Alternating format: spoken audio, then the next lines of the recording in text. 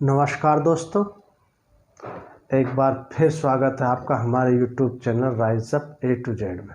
आज मैं आपको सनातन संस्कृति के बारे में कुछ बताना चाहूँगा। हमारे भारत देश के आसपास रहने वाली जितनी भी सभ्यताएं हैं, सब सनातन संस्कृति का हिस्सा है। दोस्तों, इस बात के ऊपर हमारे जो रिसर्च करता हैं उनमें बड़ी बहस होती है, बड़े विवाद होते हैं, बड़ी बड़ी बातें होती हैं। लेकिन दोस्तों, ये स्पष्ट है कि सनातन संस्कृति से ही ये जो हमारे आसपास सभ्यताएं प्रफुल्लित हुई हैं, वो सब सनातन संस्कृति का ही हिस्सा है। अब किसी के मानने या ना मानने से इससे कोई फर्क नहीं पड़ता, लेकिन ये वास्तविकता है, सच्चाई है। तो जितने भी पंथ, संप्रदाय और धर्म हमारे देश या आसपास के देशों में विकसित हैं, ज़्यादातर सनातन संस्कृति का हिस्सा है। तो दोस्तों, आज मैं सनातन संस्कृति के एक ऐसे चैप्टर पे बात करना चाहता हूँ जिसे हम होम या हवन कहते हैं। वैदिक काल में ये बहुत प्रचलित था और आज भी बहुत सारे लोग इस पर विश्वास करते हैं और होम या हवन करते हैं। तो दोस्तों, कुछ ऐसे लोग हैं जो मैं उनको जो ज़्यादा पढ़े लिखे हैं, जो ज़्यादा ज्ञान रखते हैं, यही कहूँगा। तो कुछ ऐसे लोग हैं, वो इन प्रक्रियाओं को ढोंग ढकोसले या पाखंडवाद कहते हैं। लेकिन दोस्तों, मैं कई बार आपसे कह चुका हूँ, सनातन संस्कृति को यदि समझना है तो साइंस की दृष्टि से समझना होगा। सनातन संस्कृति के शास्त्रों को जानना है तो साइंस की दृष्टि से जानना होगा।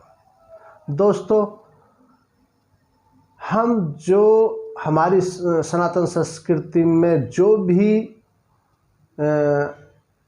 बातें होती हैं, जो भी उसमें समझाई गई हैं,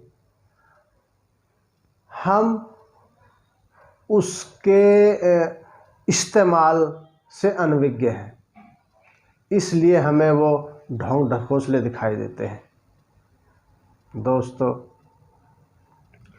कि मान लिया कोई आदमी गाड़ी चलाना नहीं जानता। जब वो गाड़ी चलाना नहीं जानता तो गाड़ी को चला नहीं सकता, और गाड़ी को चला नहीं सकता तो इसमें गाड़ी का क्या दोष है? तो दोस्तों, मैं ये कहना चाहता हूँ, बार बार मैंने यही कहा है कि हमारे संस्कृति को, हमारे शास्त्रों को पहचानना है तो साइंस की दृष्टि से पहचानोगे तो बहुत जल्दी समझ में आ जाएगा और आपको विश्वास हो जाएगा कि जो इस सभ्यता में बताया गया है, जो इस संस्कृति में बताया गया है, वो 100% संपूर्ण सत्य है। दोस्तों, कुछ ऐसे खाने पीने वाले लोगों ने उनके साथ कुछ प्रथाएं जोड़ दी, जिसके कारण हमें वो ढोंग ढकोसले दिखाई देते हैं। तो दोस्तों, मैं आज बात करने वाला था हवन या होम के बारे में। दोस्तों, हमारी वैदिक संस्कृति में हमारे सनातन संस्कृति में होम और हवन का बहुत बड़ी मात्रा में प्रयोग किया जाता था। तो दोस्तों, पहले बात तो होम या हवन में इस्तेमाल की जाने वाली सामग्री, उसमें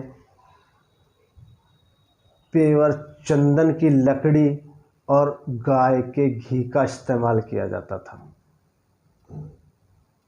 तो दोस्तों, जब उस चंदन की लकड़ी और पेवर गाय के घी का इस्तेमाल करके उसे अग्नि के द्वारा जलाते थे, तो दोस्तों जितने भी उसके आसपास बैक्टीरिया, वायरस और कई प्रकार की नकारात्मक ऊर्जा होती थी, वो सब समाप्त हो जाती थी।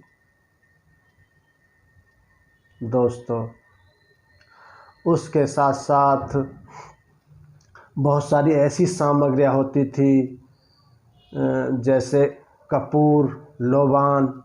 तो दोस्तों, ये एंटीबायोटिक हैं, आप सभी जानते हैं। तो एंटीबायोटिक होने के कारण जितने भी बैक्टीरिया, वायरस होते थे, जितने भी जीवाणु, कीटाणु होते थे, वो मर जाते थे। तो इसलिए हमारी संस्कृति में हवन और होम का इस्तेमाल किया जाता था। तो दोस्तों, जो आज इसमें इस्तेमाल होने वाली सामग्री है, तो हम ये लकड़ियाँ जलाते हैं और सामग्री भी निम्न दर्जे की होती है। तो आज हमें देखने को मिलता है कि उससे जलने के बाद कार्बन डाई वगैरह निकलती है और वो हमारे शरीर को नुकसान देती है। तो इसलिए आज हम देखते हैं कि उस होम और हवन से हमें जो पुरातन में हमें फ़ायदा मिलता था, बेनिफिट मिलता था, वो नहीं मिल पाता। और आज जब हम ये होम हवन करते हैं तो उससे कार्बन डाई ऊर्जा की वजह से हमारे शरीर को नुकसान होता है और आसपास का वातावरण प्रदूषित होता है। तो दोस्तों, यदि आज भी जो तरीका हमारी संस्कृति में बताया गया है, उस तरीके से हम होम या हवन करते हैं, तो वाकई ही आज उसके आसपास के रहने वाले जीव, इंसान सब जो है स्वस्थ रह सकते हैं। हमारी जो बैक्टीरिया, वायरस है, उनको मारने की क्षमता आज भी उसमें है। एंटीबायोटिक होने के कारण वहाँ नेगेटिव ऊर्जा, जीवाणु, कीटाणु सब खत्म हो जाते हैं। तो ऐसा नहीं है कि इससे आप हमारे शास्त्रों पर या हमारी संस्कृति पर उंगली उठा दें। वो तो अटल सत्य 100% सच है, लेकिन यदि हम उसका इस्तेमाल ही गलत तरीके से करेंगे तो उसमें हमारे शास्त्र या हमारी संस्कृति की क्या गलती। तो ऐसे ही बहुत सारी वीडियो मैं अपने चैनल पे डालता हूँ। तो दोस्तों, मेरे चैनल को देखते रहें, मुझे सपोर्ट करें, सब्सक्राइब करें और मेरे चैनल को देखते रहें। ऐसी ही वीडियो के लिए मेरे चैनल को सर्च करें। थैंक यू, धन्यवाद।